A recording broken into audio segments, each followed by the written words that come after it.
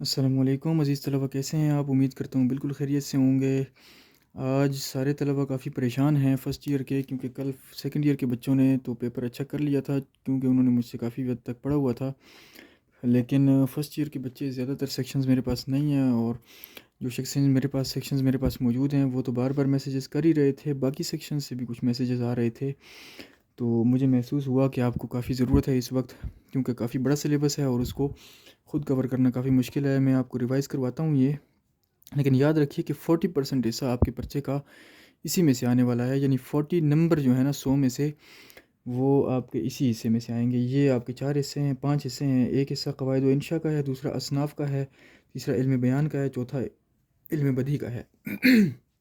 اب یہ ذہن میں رہے کہ آپ کے پرچے میں 20 MCQs ہوتے ہیں، معروضی سوالات، اور اس کے علاوہ 2 سوال 5 نمبر کے سیکشن بی میں سے بھی آتے ہیں، وہ اسی حصے میں سے آتے ہیں۔ تو یہ کہ کل نمبر 30 ہو گئے، اور اس کے علاوہ 2 سوال جو ہیں وہ تفہیم پیراگراف یا تفہیم اشعار کے حوالے سے بھی بعض اوقات گرامر کے پوچھ لیے جاتے ہیں۔ تو یہ تقریباً 35 سے 40 نمبر کنفرم آپ کے انہی 4-5 پارٹس میں جو آپ کے سامنے یہ ویڈیو آنے والی ہے اس سے کور ہو جائیں گے انشاءاللہ۔ تو اس کو غور سے سنیے اور سمجھیے، کنسیپچول بیس پہ آپ نے سمجھنا ہے۔ اس پارٹ 1 میں آپ کے سامنے یہاں سے لے کے یہاں تک یہ 4 چیزیں کور کرتا ہوں۔ مختصراً بات کروں گا روزمرہ اور محاورہ کسے کہتے ہیں۔ سب سے پہلے تو ہم دیکھ لیتے ہیں کہ صفحہ نمبر 9 اور صفحہ نمبر 83 پہ اس حوالے سے ہماری کتاب میں کچھ موجود ہے، وہاں سے پہلے پڑھ لیتے ہیں تاکہ آپ کی ہماری جو بات ہو رہی ہے وہ صرف اور صرف ٹو دا پوائنٹ ہو۔ ویسے تو ہم کلاس میں تفصیل سے گفتگو کرتے رہتے ہیں، لیکن اس وقت ہم کتاب تک اس لیے محدود رہیں گے کہ ہمارے پاس وقت بہت کم ہے، ہم نے صرف کتاب کو سامنے رکھنا ہے۔ صفحہ نمبر 9 پہ دیکھتے ہیں پہلے آپ کے صفحہ نمبر 9 پر محاورے کے حوالے سے اور روزمرہ کے حوالے سے جو کچھ لکھا ہے میں پہلے وہ پڑھ لیتا ہوں، اس کے بعد آپ کو بتاتا ہوں۔ لکھا ہے کہ جب 2 یا 2 سے زیادہ الفاظ، آپ دیکھ سکتے ہیں، آپ کو نظر آ رہا ہوگا، جب 2 یا 2 سے زیادہ الفاظ حقیقی معنوں کی بجائے مجازی معنوں میں استعمال ہوں تو محاورہ کہلاتا ہے، یعنی حقیقی معنوں میں استعمال نہ ہوں بلکہ مجازی معنوں میں۔ مثلاً آنکھیں دکھانا، اب کسی کو آنکھیں دکھانا جب ہم کہتے ہیں تو اس کا مطلب یہ نہیں ہے کہ آنکھیں نکال کے دکھائی جا رہی ہیں، بلکہ اس کا مطلب ہوتا ہے کسی کو ڈرانا، آنکھوں سے گرانا۔ اب آنکھوں کے اوپر کوئی بیٹھا ہوا نہیں ہوتا کہ اس کو گرایا جائے۔ آنکھوں سے گرانا کا مطلب ہے کسی کو ذلیل کرنا۔ آنکھیں بچھانا کا مطلب یہ ہوتا ہے کسی کا استقبال کرنا، کسی کو خوش آمدید کہنا۔ لیکن آنکھیں ایسی چیز نہیں ہے کہ جس کو بچھایا جائے کسی کے سامنے، ایسا کبھی نہیں ہوتا۔ 9 2 11 ہونا، اس کا مطلب ہے بھاگ جانا۔ اب 9 اور 2 11 تو بنتے ہی ہیں، لیکن 9 2 11 ہونے کا مطلب کچھ اور لیا جاتا ہے، یعنی بھاگ جانا۔ تو یہ مجازی معنی مراد لیے جا رہے ہیں۔ تارے گننا، تو اس کا مطلب ہے ساری رات جاگ کر کسی کا انتظار کرنا یا پریشان ہونا، اس سے یہ مراد ہوتا ہے۔ تو یہ 2 یا 2 سے زیادہ الفاظ مل کر مجازی معنوں میں استعمال ہو رہے ہیں، اس لیے اس کو محاورہ کہتے ہیں۔ یہاں آ جائیں تو روزمرہ کے حوالے سے تعریف تو نہیں لکھی ہوئی، مختصراً یہ لکھا ہے کہ روزمرہ اہل زبان کے بول چال کا نام ہے۔ میں یہاں سے پڑھ لیتا ہوں، میں نے تعریف لکھ رکھی ہے کہ جملے یا الفاظ کی وہ ترتیب یا طریق جو اہل زبان کے ہاں رائج ہو روزمرہ کہلاتا ہے۔ یہاں آپ ایک بات تھوڑی سی مزید بھی شامل کر سکتے ہیں کہ جو اہل زبان کے ہاں رائج ہو اور حقیقی معنوں میں استعمال ہوتی ہو روزمرہ کہلاتی ہے یا کہلاتا ہے۔ اس کی مثالیں آپ دیکھ سکتے ہیں یہاں سے۔ آسمان پر چاند تارے چمک رہے ہیں، کیونکہ کتاب میں یہاں تعریف کے ساتھ ساتھ جو مثالیں نہیں دی ہوئی روزمرہ کے حوالے سے، اس لیے میں مثال دے رہا ہوں۔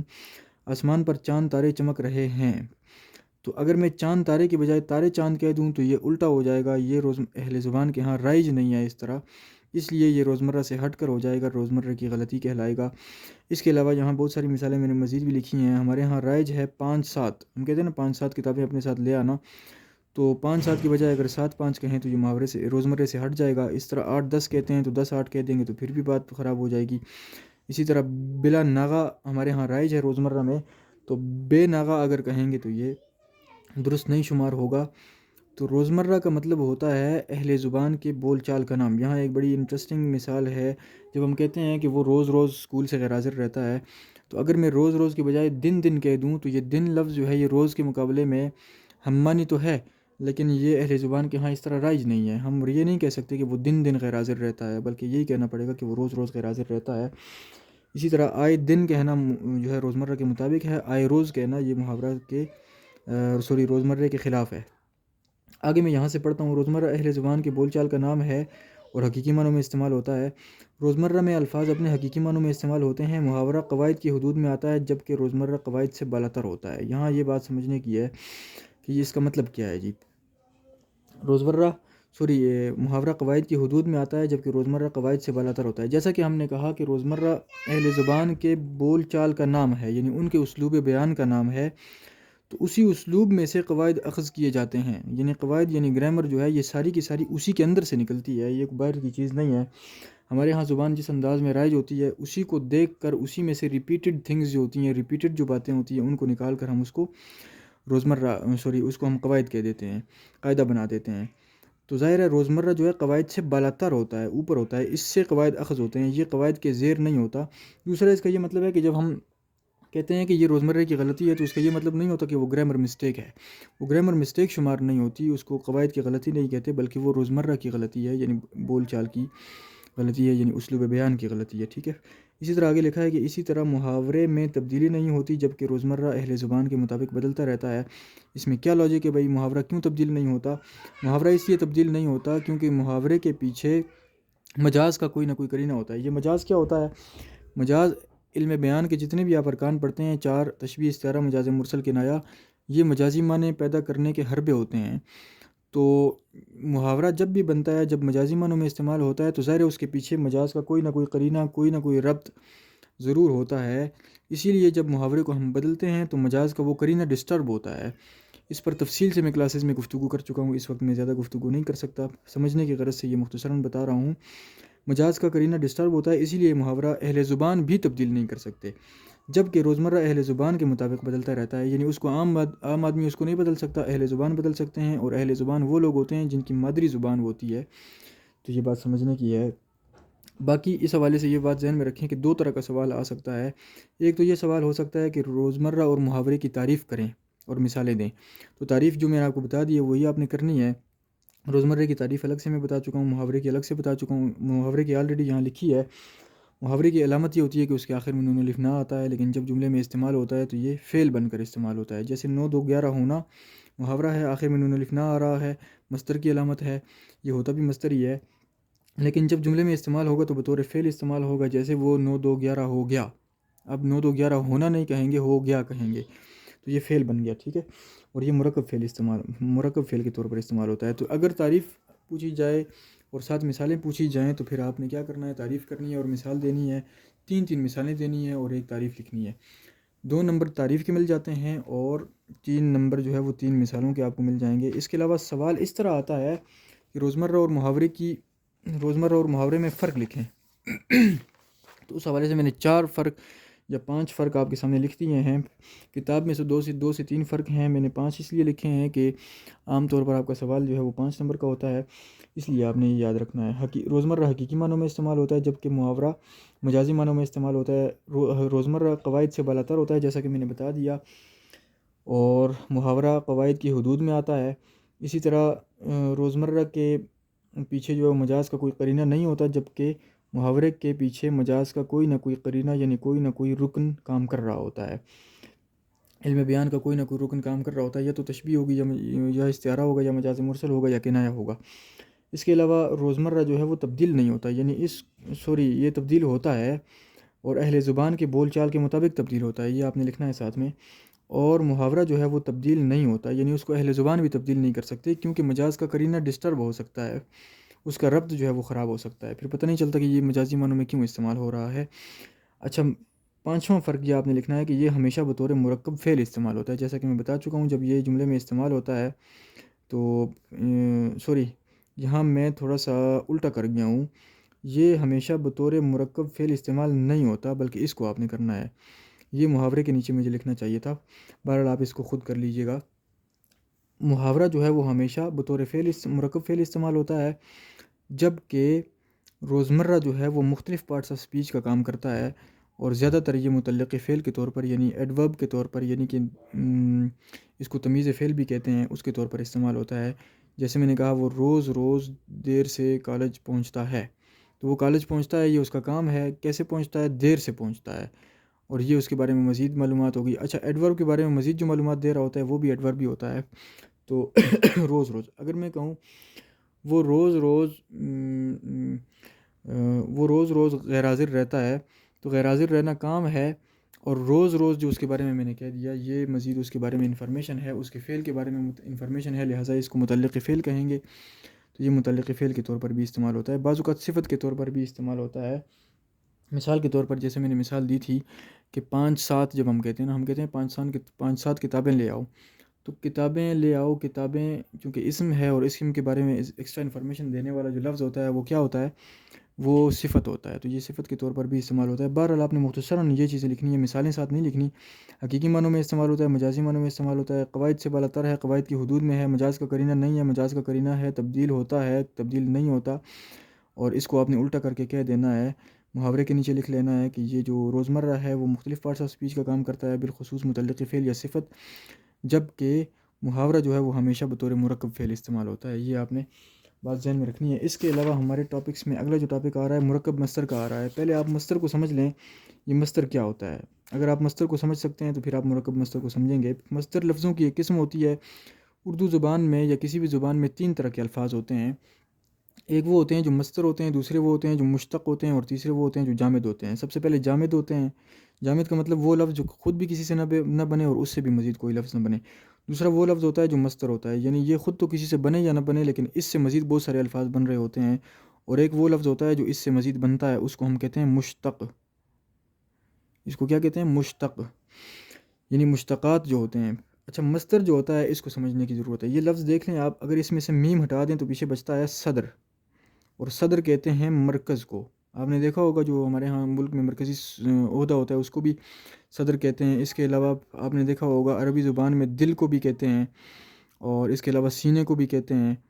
تو انہ علیم بذات الصدور، یہ صدور اس کی جمع ہے، وہ سینوں کے حال جانتا ہے، وہ بے شک دلوں کے حال جانتا ہے۔ تو اس سے مراد مرکز ہوتا ہے، ظاہر ہے دل بھی مرکز ہوتا ہے، سینہ بھی مرکزی ہوتا ہے۔ تو اس کا اصل معنی جو حقیقی معنی ہیں، جو لغوی معنی ہیں وہ مرکز کے ہوتے ہیں، جبکہ مصدر کے معنی مرکزی لفظ کے ہوتے ہیں۔ بطور اصطلاح جب ہم مصدر کا لفظ استعمال کرتے ہیں تو اس کا مطلب ہوتا ہے مرکزی لفظ، یعنی کسی بھی زبان میں وہ مرکزی لفظ جو خود کسی سے بنے یا نہ بنے لیکن اس سے مزید بہت سارے الفاظ بنتے ہوں۔ مثال کے طور پر مثال کے طور پر بنانا، یہ لفظ جو ہے مصدر ہے، اس کے آخر میں نون الف نہ آتا ہے، یہ اس کی علامت ہوتی ہے۔ میں اس پر مزید بھی بات کرتا ہوں۔ اس سے لفظ بن سکتا ہے بنایا، اس سے لفظ بن سکتا ہے بناتا، اس سے لفظ بن سکتا ہے بنائے، اس سے لفظ بن سکتا ہے بناؤ، اس سے لفظ بن سکتا ہے بنائے گا، وغیرہ وغیرہ۔ یہ بہت سارے الفاظ اس سے بن سکتے ہیں۔ کلاس میں تفصیل سے اس پہ گفتگو کر چکا ہوں، فارسی کے حوالے سے مثالیں دے چکا ہوں، عربی کے حوالے سے مثالیں دے چکا ہوں۔ یہاں فی الحال یہ 4-5 مثالیں دے رہا ہوں۔ ایک ہی لفظ سے آپ مختلف الفاظ بنا سکتے ہیں، یہ مصدر کہلاتا ہے۔ لیکن آپ کے پیپر میں یہ سوال نہیں آئے گا، سوال آئے گا مرکب مصدر کسے کہتے ہیں، کیونکہ آپ کے سلیبس میں صرف اور صرف مرکب مصدر موجود ہے۔ تو لہٰذا مرکب مصدر سے مراد ایسا مصدر جو 2 یا 2 سے زیادہ الفاظ پر مشتمل ہو۔ جس طرح یہاں ایک لفظ موجود ہے بنانا، یہ ایک لفظ پر مشتمل ہے، لیکن بعض مصدر ایسے ہوتے ہیں جو 2 یا 2 سے زیادہ الفاظ پر مشتمل ہوتے ہیں۔ مثال کے طور پر میں کہتا ہوں اٹھنا بیٹھنا، رونا دھونا، چلنا پھرنا، اس طرح کے جو الفاظ ہوتے ہیں ان کو ہم کیا کہتے ہیں؟ مرکب مصدر کہتے ہیں۔ آپ نے جب بھی کسی چیز کی تعریف لکھنی ہے تو اس کے آگے 3 مثالیں لکھ لینی ہیں، بس 3 مثالیں کافی ہوں گی۔ 3 مثالوں کے لکھ لینے سے آپ کو پورے نمبر مل جائیں گے، کیونکہ 2 نمبر ڈیفینیشن کے ملیں گے اور 3 نمبر مثالوں کے مل جائیں گے، 5 نمبر پورے ہو جائیں گے، ٹھیک ہے۔ تو امید ہے آپ کو سمجھ آ گئی ہوگی۔ مرکب مصدر سے مراد ایسا مصدر جو 2 یا 2 سے زیادہ الفاظ سے مل کر بنے، مثلاً اٹھنا بیٹھنا، رونا دھونا، چلنا پھرنا۔ یہ 3 مثالیں کافی ہوں گی میرے خیال سے، کیونکہ ایک لفظ یہ دوسرا لفظ، ایک لفظ یہ دوسرا لفظ، ایک لفظ یہ دوسرا لفظ، تو اس لحاظ سے یہ مرکب مصدر کی مثالیں ہیں۔ ڈیفینیشن میں بول چکا ہوں، وہ آپ خود لکھ سکتے ہیں۔ میں مختصراً لکھنے سے گریز اس لیے کر رہا ہوں کہ ہمارے پاس وقت بہت کم ہے۔ آج ہی کی لیکچر میں ہم نے ساری باتیں کور کرنی ہے، تو امدادی فعل، بلکہ اس سے پہلے املا اور تلفظ کے حوالے سے تھوڑی سی باتیں ہیں۔ یہ 2 ٹاپک کور کر کے پھر پارٹ 2 کی طرف جاتے ہیں۔ اور یہاں اب دیکھیں املا اور تلفظ کے حوالے سے صفحہ نمبر 14 پہ کچھ باتیں لکھی ہوئی ہیں، وہاں سے پڑھ لیتے ہیں۔ ویسے تو املا اور تلفظ کے حوالے سے بہت ساری باتیں کرنے کی ہیں، لیکن اس وقت صرف کتابی باتیں کور کرنے کی کوشش کرتے ہیں۔ یہاں لکھا ہوا ہے کہ املا اور تلفظ میں وہی صورت اختیار کی جائے جو اہل زبان میں رواج پا چکی ہو۔ آپ دیکھ سکتے ہیں اسی کو روزمرہ کہتے ہیں، یعنی وہی صورت اختیار کریں گے جو رواج پا چکی ہو، اس سے ہٹ کر ہمیں کوئی دوسرا طریقہ اختیار نہیں کرنا چاہیے، بالخصوص تلفظ میں۔ یعنی اردو میں بات کرتے ہوئے اردو ہی کا لب و لہجہ اختیار کیا جائے، چاہے وہ عربی زبان کے الفاظ سے متعلق ہو، انگریزی یا کوئی اور زبان۔ اگر آپ دیکھیں میں آپ سے کہوں لفظ حقیقت ہے، تو اگر میں حقیقت کہنا شروع کر دوں تو اس طرح عجیب لگے گا آپ کو نا، آپ کہیں گے یہ کیا کہہ رہا ہے بھئی، عربی بول رہا ہے یا اردو بول رہا ہے؟ اردو میں ظاہر ہے بہت ساری زبانوں کے الفاظ ہیں، تو ہر زبان کے لفظ کو اگر اسی زبان کے مطابق ہم بولنا شروع کر دیں گے تو بالکل عجیب یہ لگے گا۔ جس طرح ہمارے ہاں لفظ بہت سارے انگریزی کے بھی رائج ہیں، ٹیبل لفظ ہمارے ہاں رائج ہے، تو اب اگر ٹیبل کو ہم ٹیبل بولنا شروع کر دیں گے جس طرح انگریز بولتے ہیں تو یہ عجیب لگے گا، پین کو پین بولیں گے، کائٹ کو کائٹ بولیں گے تو یہ بالکل عجیب لگے گا، ہماری زبان کا جو اپنا اسلوب ہے وہ ڈسٹرب ہونا شروع ہو جائے گا، اس کا یہ مطلب ہے، ٹھیک ہے۔ اردو ہی کا لہجہ اختیار کیا جائے، چاہے وہ عربی زبان کے الفاظ سے متعلق ہو، انگریزی یا کوئی اور زبان۔ تاہم یہ اصول قرآن مجید اور احادیث مبارکہ پر لاگو نہیں ہوتا۔ ظاہر ہے آپ جب اپنی زبان میں گفتگو کر رہے ہیں اور کوئی حوالہ دے رہے ہیں، قرآن کی آیت پیش کر رہے ہیں، حدیث پیش کر رہے ہیں، تو وہ عربی زبان پیش کر رہے ہوتے ہیں، لہٰذا اس کو پیش کرتے ہوئے آپ نے تجوید سے کام لینا ہوتا ہے، اچھے طریقے سے آپ نے اس کا تلفظ کرنا ہوتا ہے، اس پر یہ قاعدہ لاگو نہیں ہوتا۔ یہی مختصر بات کی گئی ہے، ویسے کلاس میں اس پہ تفصیل سے گفتگو کر چکا ہوں، اس حوالے سے غلط العام اور غلط العوام پر بھی گفتگو کر چکا ہوں، لیکن فی الحال آپ نے یہی باتیں یاد رکھنی ہیں کیونکہ پیپر میں وہ نہیں آنے والی، علم میں اضافے کے لیے میں نے کی تھی کلاس میں۔ باقی جو آخری چوتھا ٹاپک ہے یہ بہت ہی آسان ہے، اگرچہ کلاس میں نے اس پہ کنسیپچول گفتگو کی ہے اور آپ کے کتاب میں صرف 3 مقامات پر یہ آیا ہے، تینوں مقامات پر صرف سوال موجود ہے، اس لیے میں خود اس کی مختصر وضاحت کر دیتا ہوں۔ امدادی فعل جو ہے یہ فعل کی 4 جو اقسام ہوتی ہیں اپنے کام کے حوالے سے، یعنی فعل جملے میں جو کام کرتا ہے اس حوالے سے فعل کی جو 4 اقسام ہوتی ہیں ان میں سے ایک قسم امدادی فعل کہلاتا ہے۔ اس کے نام سے ظاہر ہے کہ یہ مدد کرتا ہے، امداد کرتا ہے۔ کس کی مدد کرتا ہے، کیا مدد کرتا ہے، اور یہ میں تفصیل سے کلاس میں بتا چکا ہوں۔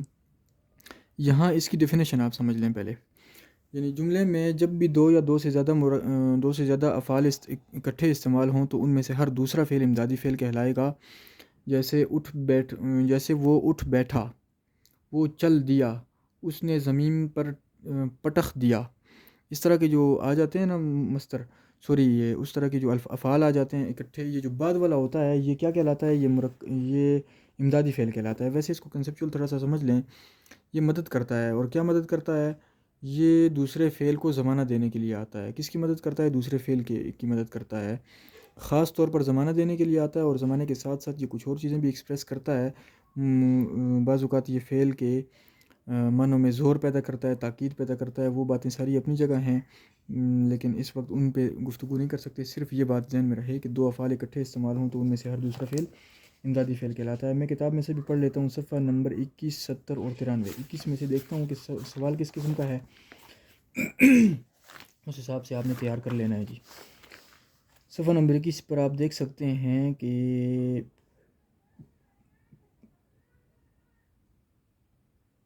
ہاں جی، اس مضمون میں سے کم از کم 5 ایسے جملے تلاش کر کے لکھیں جن میں امدادی فعل کا استعمال ہو۔ یہ ہمارے کام کی چیز نہیں ہے بھائی، یہ پیپر میں نہیں آ سکتی، اس لیے 21 کے بعد صفحہ نمبر 70 پہ چلے جاتے ہیں۔ یہ صفحہ نمبر 70 پہ جو ہمارے پاس سوال موجود ہے آپ اس کو بھی سمجھ سکتے ہیں جی۔ لکھا ہوا ہے کہ جب کسی جملے میں 2 افعال اکٹھے استعمال ہوں ان میں ہر دوسرا فعل امدادی فعل کہلاتا ہے۔ امدادی فعل کے استعمال سے جملہ مؤثر اور واضح ہو جاتا ہے، جیسے آ جانا، آ جانا کی بجائے آ گیا کر دیں تو زیادہ اچھا ہے۔ اسی طرح کھا لیا، دے دیا، مار ڈالا، سو گیا وغیرہ۔ کوئی سے 5 جملے لکھ کر ان میں امدادی فعل کی نشاندہی کریں، تو 5 جملے آپ انہی 5 امدادی افعال کو 1 2 3 4 5 جملوں میں استعمال کر کے آپ 5 جملے بنا سکتے ہیں۔ علی اسکول سے واپس آ گیا، آ جانا سے آ گیا ہو جائے گا۔ اسی طرح اس نے کھانا کھا لیا، اسی طرح اس نے کتاب دے دی، اسی طرح عمران نے سانپ مار ڈالا، اسی طرح علی سو گیا۔